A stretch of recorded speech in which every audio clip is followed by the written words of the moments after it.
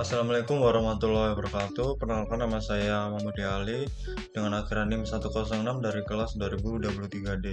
Di sini saya akan mempresentasikan hasil kerja dari saya dari makalah dengan berjudul Analisis dan Mitigasi Harmonisa dalam Sistem Tenaga Listrik. Yang pertama ada latar belakang.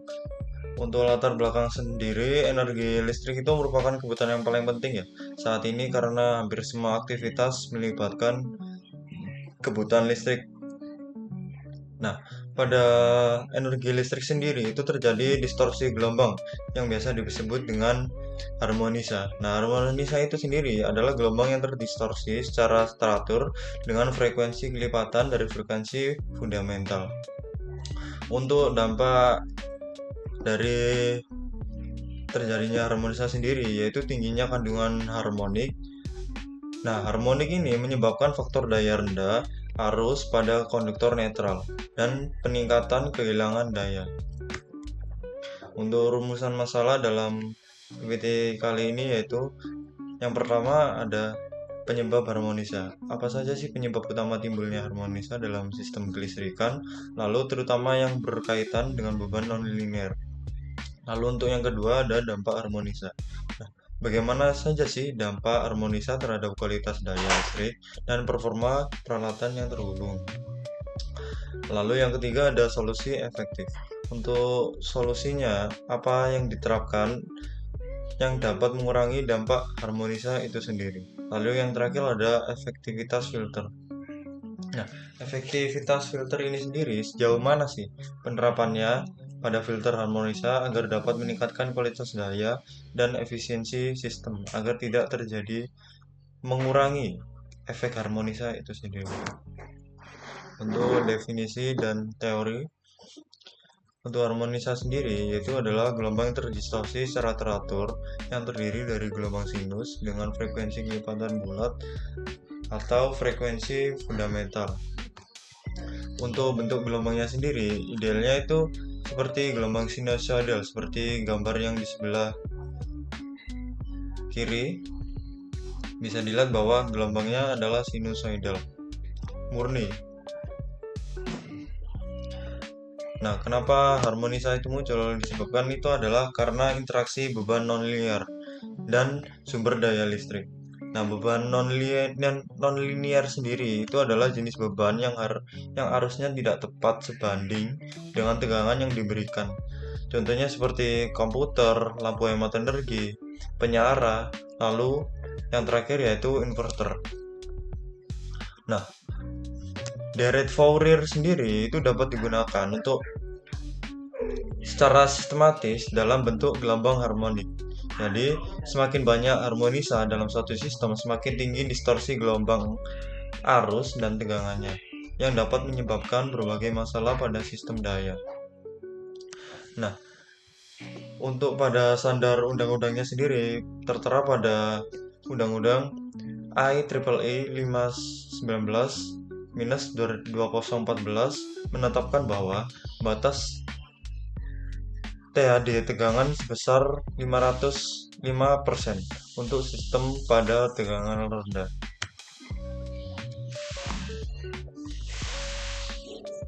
Selanjutnya yaitu adalah pengaruh harmonisa pada sistem smart grid.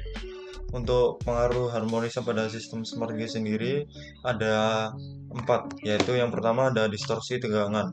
Nah, distorsi tegangan itu yaitu mempengaruhi efisiensi pengiriman daya dan menghasilkan ketidakseimbangan distribusi listrik dalam jaringan pintar yang mengandalkan stabilitas tegangan. Lalu yang kedua ada gangguan sensor. Nah, gangguan sensor ini sendiri yaitu kesalahan dalam pembacaan sensor pada perangkat kontrol yang disebabkan oleh gangguan elektromagnetik yang disebabkan oleh timbulnya gelombang harmonik atau harmonisa. Lalu yang ketiga ada kehilangan daya. Nah, kehilangan daya ini meningkat karena mempengaruhi kinerja jaringan dan dapat meningkatkan biaya operasional sistem smart grid. Jadi, berdampak buruk pada sistem smart grid itu sendiri. Lalu yang terakhir ada gangguan komunikasi. Lalu terutama pada peralatan yang mengandalkan sistem komunikasi berbasis sinyal seperti listrik ataupun seperti PLC atau Power Line Communication. Untuk slide selanjutnya yaitu dampak harmonisa pada kualitas daya. Di sini ada 4 contoh dampak harmonisa pada kualitas daya. Yang pertama ada fluktuasi tegangan, yang kedua ada gangguan sistem proteksi, yang ketiga ada rugi-rugi daya meningkat, lalu yang terakhir ada ketidaksesuaian tegangan dan juga arus. Nah, untuk fluktuasi tegangan sendiri, yaitu terganggunya peralatan elektronik seperti komputer, sistem komunikasi, dan peralatan medis yang membutuhkan tegangan stabil untuk beroperasi dengan baik. Yang kedua ada gangguan sistem proteksi, yaitu sinyal harmonisa dapat menyebabkan relay proteksi tidak berfungsi dan mengganggu pendeteksian kerusakan pada sistem. Yang ketiga ada rugi-rugi daya yang meningkat akibat terjadinya gelombang harmonisa. Nah, rugi-rugi daya ini dapat mengurangi efisiensi distribusi listrik dan menyebabkan pemborosan yang berdampak pada biaya operasional sistem kelistrikan. Lalu yang terakhir ada ketidaksesuaian tegangan dan arus. Nah, ketidaksesuaian tegangan arus ini dapat menyebabkan peralatan menjadi terlalu panas dan mengurangi efisiensi sistem daya secara keseluruhan. Selanjutnya adalah pengaruh harmonisa pada motor listrik dan peralatan industri. Nah, pengaruhnya di sini ada 3, yaitu motor dapat cepat memanas karena temperatur motor dapat meningkat secara drastis akibat terjadinya gelombang harmonisa. Yang kedua ada torsi yang tidak stabil. Nah, ini disebabkan oleh distorsi arus pada kinerja putaran motor yang mempengaruhi kualitas operasi pada motor listrik itu sendiri.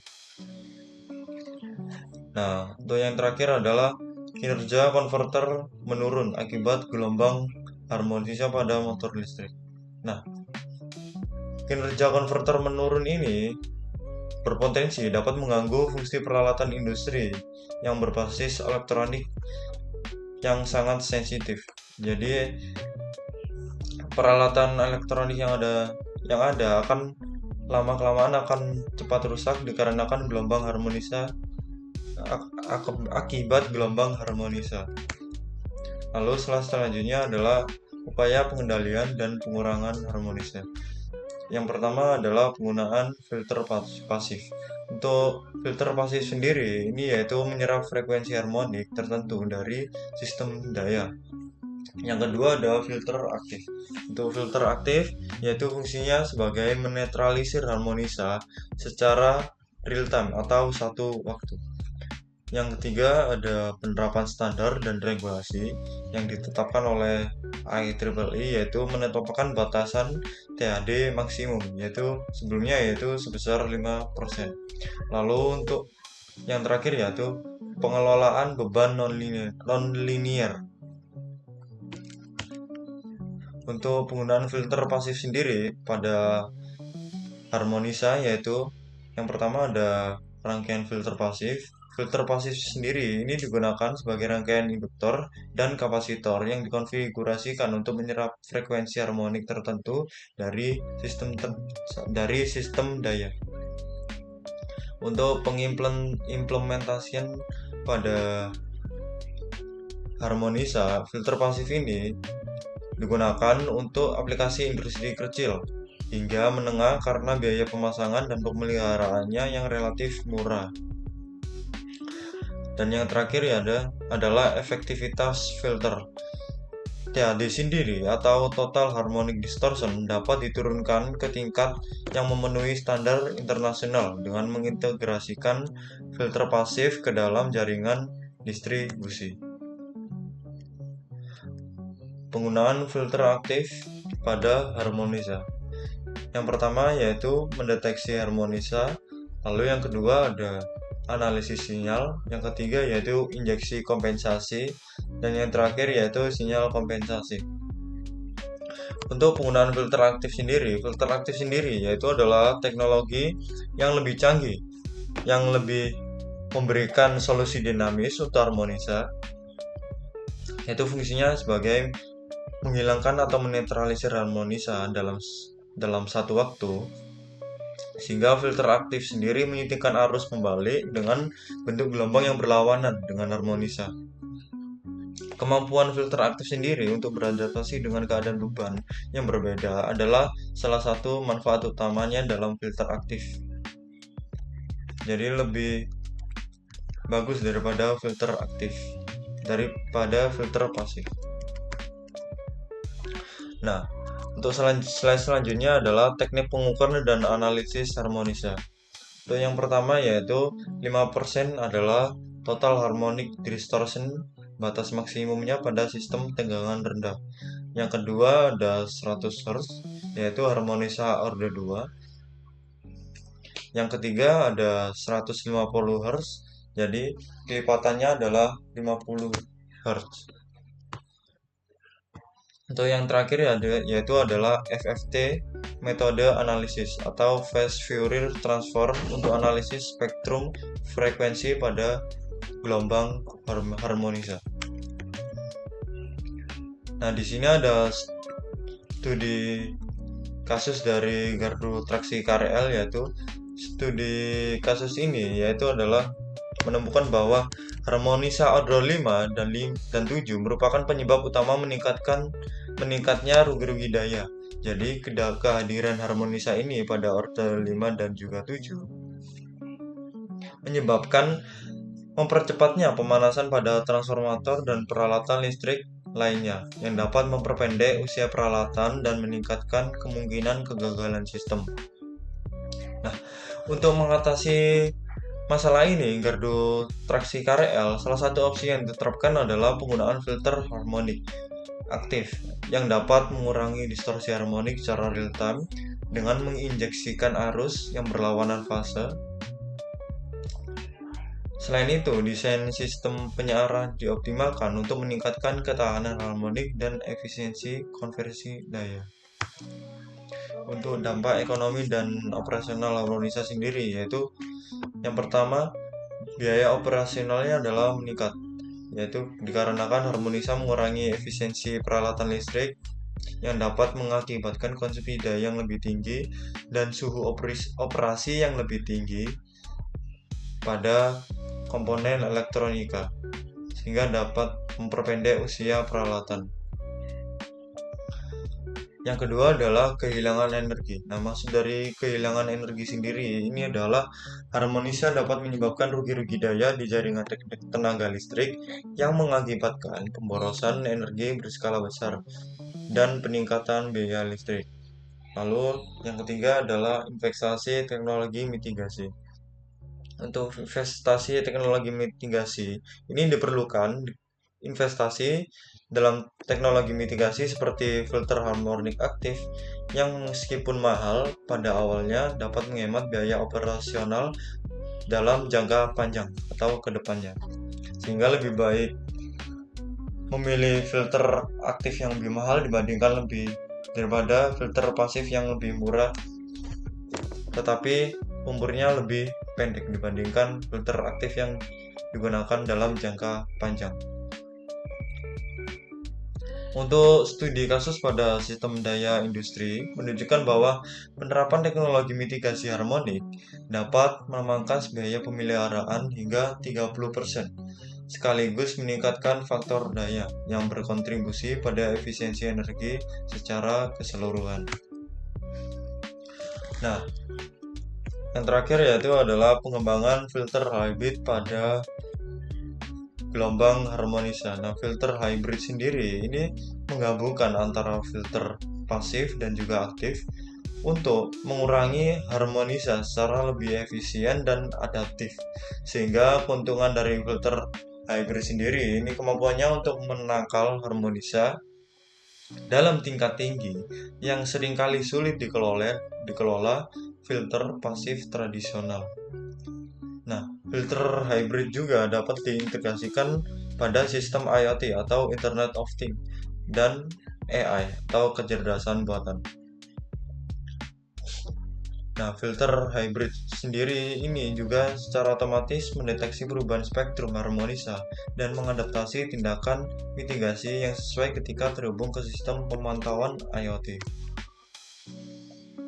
Untuk kesimpulan dari gelombang harmonisa pada PPT saya, yang pertama yaitu harmonisa pada jaringan listrik disebabkan oleh beban nonlinear seperti penyara, inverter, perangkat elektronis berbasis saklar, dan motor berkecepatan variabel yang mendistorsi gelombang tegangan dan juga arus. Lalu yang kedua ada dampak harmonisa. Dampak harmonisa sendiri ini meliputi peningkatan kehilangan daya, pemanasan transformator, dan kabel, gangguan peralatan sensitif, penurunan efisiensi sistem, kegagalan instalasi, dan berkurangnya umur peralatan listrik. Lalu selanjutnya adalah solusi pengendalian harmonisa. Ini mencakup seperti perbaikan desain sistem, teknologi jaringan pintar, dengan filter hybrid. Ini juga sangat terbukti dikarenakan menggabungkan keunggulan filter pasif dan aktif untuk menurunkan distorsi harmonisa atau total harmonic distortion. Lalu untuk poin yang keempat yaitu adalah penggunaan filter hybrid yang fungsinya sebagai untuk meningkatkan kualitas dan efisiensi daya dengan menurunkan total harmonic distortion sesuai dengan standar IEEE 519-2014 sebagai untuk mengurangi kehilangan daya pada gelombang distortion. Adapun fungsinya yaitu sebagai memperbaiki faktor daya, memperpanjang umur peralatan, dan juga meningkatkan stabilitas dalam sistem distribusi listrik. Mungkin segitu saja presentasi dari saya. Jika ada salah-salah kata, mohon dimaafkan. Sekian dari saya, terima kasih. Wassalamualaikum warahmatullahi wabarakatuh.